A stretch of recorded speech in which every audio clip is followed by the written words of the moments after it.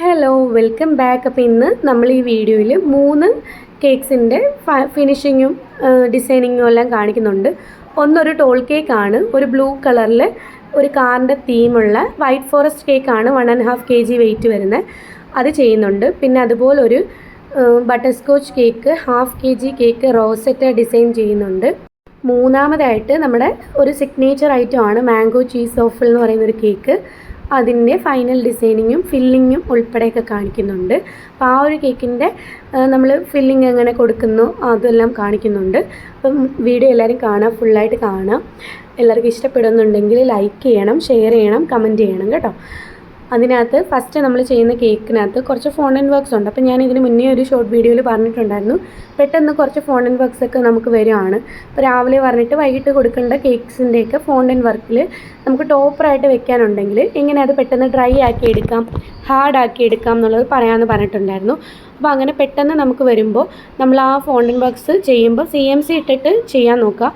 കോൺഫ്ലോറിനെക്കാട്ടിലും കൂടുതൽ ഞാൻ മുന്നേ ഒരു വീഡിയോയിൽ പറഞ്ഞിട്ടുണ്ട്, കോൺഫ്ലോർ കുറച്ച് യൂസ് ചെയ്തുകൊണ്ട് തീരെ യൂസ് ഇല്ലെങ്കിലും കുഴപ്പമില്ല. നമ്മൾ CMC പൗഡർ യൂസ് ചെയ്തിട്ട് അല്ലെങ്കിൽ ടെലോസ് പൗഡർ യൂസ് ചെയ്തിട്ട് നമ്മൾ ഫോണ്ടൻ വർക്ക്സ് ചെയ്യുക. അതിനുശേഷം നമ്മളൊരു 150 ഡിഗ്രിയിൽ ഒരു 2 മിനിറ്റ് ഓവൻ ഒന്ന് ഓൺ ചെയ്തിടുക.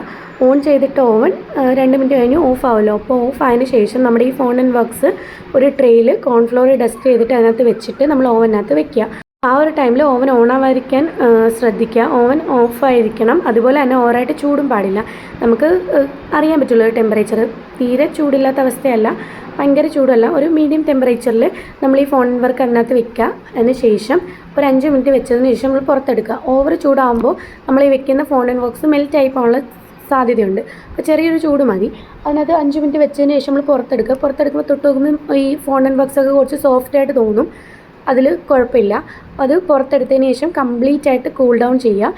ഈ ഒരു പ്രോസസ്സിന് ജസ്റ്റ് ഒരു 10-20 മിനിറ്റ്, അരമണിക്കൂറിനുള്ളിലേ ആവശ്യം ഉണ്ടാകത്തുള്ളൂ. ആ നല്ലതായിട്ട് കൂളായതിന് ശേഷം ഈ ഫോണ്ടൻ വർക്ക്സ് നമ്മൾ എടുത്ത് നോക്കുമ്പോൾ നല്ല ഹാർഡായിട്ടുണ്ടാവും. അപ്പോൾ അങ്ങനെ നമുക്ക് ടോപ്പേഴ്സൊക്കെ പെട്ടെന്ന് വരുമ്പോൾ ചെയ്ത് കൊടുക്കാം. റെയിൻബോ ടോപ്പേഴ്സും ഇങ്ങനെ തന്നെ ചെയ്യാം. റെയിൻബോ ടോപ്പേഴ്സാണ് എനിക്ക് തോന്നുന്നു ഫോണ്ടൻ വർക്ക്സിൽ നമുക്ക് പ്ലേസ് ചെയ്യാൻ കുറച്ച് നല്ല ബുദ്ധിമുട്ടുള്ളത്. ആ ഒരു ടൈപ്പ് വർക്ക്സൊക്കെയാണ് ടോപ്പറായിട്ട് യൂസ് ചെയ്യുമ്പോൾ. അപ്പോൾ അതിനെല്ലാം ഇത് എഫക്റ്റീവായിട്ട് യൂസ് ചെയ്യാൻ പറ്റുന്നൊരു ടിപ്പാണ്. പിന്നെ അതുപോലെ തന്നെ നമ്മളിപ്പോൾ രണ്ടാമത്തെ കേക്ക് ചെയ്യുന്ന ബട്ടർ സ്കോച്ച് കേക്കാണ്, 1/2 kg. ഈ കേക്ക്സൊക്കെ ഉണ്ടാക്കാൻ തുടങ്ങുന്നതിന് മുന്നേ അല്ലെങ്കിൽ കേക്ക് ബേക്കർ ആവുന്നതിന് മുന്നേ ഞാൻ സേവ് ചെയ്ത് വെച്ചിട്ടുള്ളൊരു ഡിസൈനാണ് റോസറ്റ് ഡിസൈൻ എന്ന് പറയുന്നത്. അന്നിത് ഇങ്ങനെ ചെയ്യുന്നതിനൊക്കെ ഭയങ്കര അത്ഭുതത്തോടെ കണ്ടിരിക്കുന്ന ഒരാളായിരുന്നു ഞാൻ. ഇപ്പോൾ ഇന്ന് ഞാൻ ചെയ്യുന്നത് സിമ്പിളായിട്ടൊരു വൈറ്റ് കളറിൽ കുറച്ച് പിങ്ക് കളറിൽ ചെറിയ ചെറിയ റോസറ്റ്സ് കൂടെ കൊടുത്തിട്ട് ഒരു പ്രറ്റിയ ലുക്ക് കൊടുക്കുന്നുണ്ട് ഈ കേക്കിന്.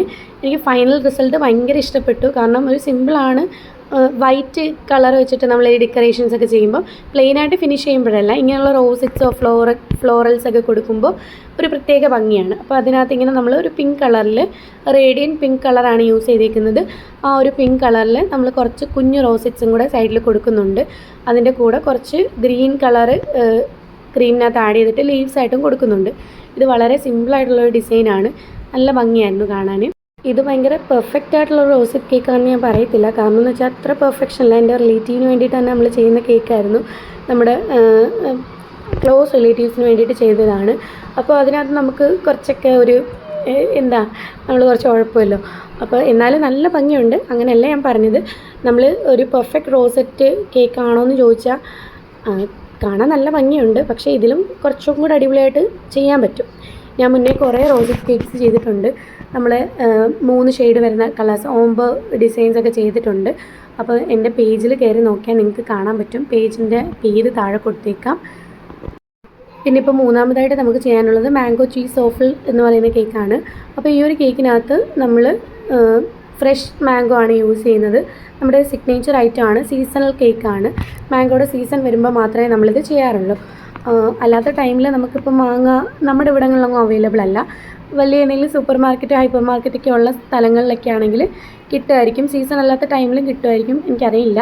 അപ്പോൾ നമ്മുടെ ഇവിടങ്ങളിൽ അങ്ങനെ അവൈലബിൾ അല്ലാത്തതുകൊണ്ട് ഈ ഒരു മാംഗോ സീസണിൽ മാത്രമേ നമ്മളിത്, സമ്മർ സീസണിൽ മാത്രമേ ഈ ഒരു കേക്ക് ചെയ്യാറുള്ളൂ. നല്ല റിവ്യൂ കിട്ടിയിട്ടുള്ള കേക്കാണ്.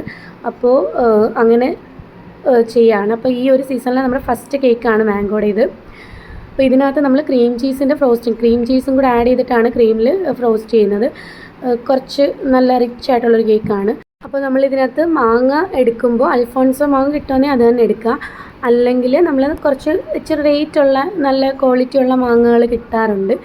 കുറേ ടൈപ്പ് വെറൈറ്റീസ് കിട്ടുമല്ലോ. അപ്പോൾ അതിനകത്ത് കുറച്ച് നല്ല ഫ്ലഷൊക്കെ ഉള്ള മാങ്ങ നോക്കി എടുക്കുക. പിന്നെ കുറേ വെറൈറ്റീസിലിങ്ങനെ ഒരു പ്രത്യേകം മണമൊക്കെയുള്ള മാങ്ങ ഉണ്ടല്ലോ, അത് ഇതിന് സ്യൂട്ടാവുമെന്ന് എനിക്ക് തോന്നുന്നില്ല. നമ്മൾ ഈ ഒരു സീസൺ കഴിയുന്നതിന് മുന്നേ പുതിയൊരു ഫ്ലേവറും കൂടെ ലോഞ്ച് ചെയ്യുന്നതായിരിക്കും. ഈ മാംഗോ വെച്ചിട്ട് തന്നെ ഫ്രഷ് ഫ്രൂട്ട് വിത്ത് നട്ട്സിൻ്റെ ഫില്ലിങ് വരുന്നിട്ടുള്ള ഒരു കേക്ക് ആയിരിക്കും. ഉടനെ തന്നെ ലോഞ്ച് ചെയ്യണമെന്ന് ആഗ്രഹമുണ്ട്.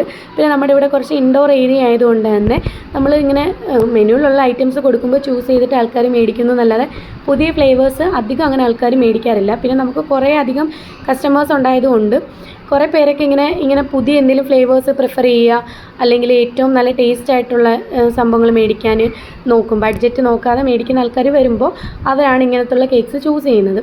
ഇന്നത്തെ ഈ കേക്കിൻ്റെ ഓർഡർ നമുക്ക് തന്നിരിക്കുന്നത് റാസൽ കൈമയിലുള്ള എൻ്റെ ഒരു ഫ്രണ്ടാണ്. അവളുടെ ബ്രദറിൻ്റെ മോൻ്റെ ബർത്ത്ഡേക്ക്. അപ്പോൾ ഈ ഓർഡർ തന്നത് നമുക്ക് ഈ ഇടയത്താഴം എന്ന് പറയുന്ന ടൈം ഉണ്ടല്ലോ, വെളുപ്പിന്, ആ ഒരു അത്താഴത്തിൻ്റെ സമയത്ത് ഞാൻ ഫോൺ നോക്കിയപ്പോഴാണ് ഈ ഒരു ഓർഡർ വന്ന് എനിക്കിങ്ങനെ കിടക്കുന്നത്. അപ്പോഴാണ് ഓർഡർ കൺഫേം ആക്കിയതും.